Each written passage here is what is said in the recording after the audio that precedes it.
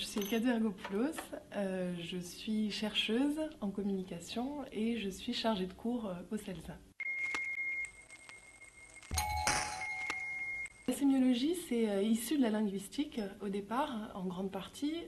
Ça s'en distingue parce que ça n'analyse pas uniquement, disons, le langage, ça analyse plus généralement les signes.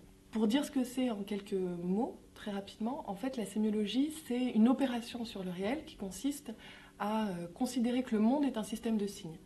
Une fois qu'on a fait ça, on peut analyser justement le fonctionnement de ces signes et dégager du coup des interprétations à portée sociologique, puisque les signes sont produits dans le social et nous permettent donc d'interpréter la manière dont fonctionne ce social et la manière dont on fait sens et fait signe dans le social.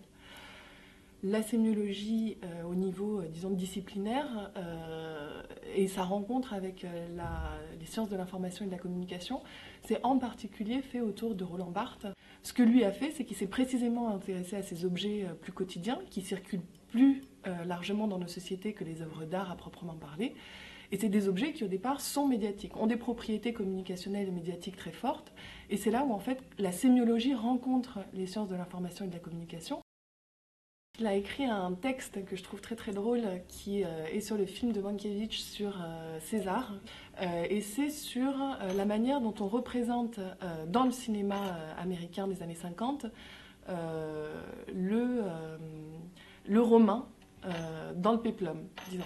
Et donc il explique, ce qu'il analyse, ce qu'il produit lui comme signe, c'est deux choses qui sont assez rigolotes, qui sont la première la sueur et la deuxième les poils de manière générale.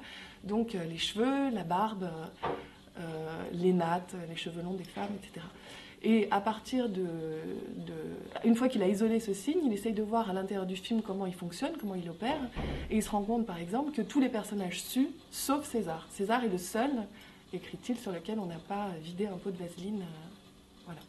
Et c'est censé, donc cette sueur, il l'interprète comme étant le fait qu'à cette époque-là, tout le monde est pris dans disons, des problématiques internes, morales, éthiques, et ces questionnements internes se traduisent physiquement par cette sueur, et la seule personne qui ne sue pas étant César, ça veut dire que César, lui, justement, il est en dehors des considérations éthiques et des problématiques morales.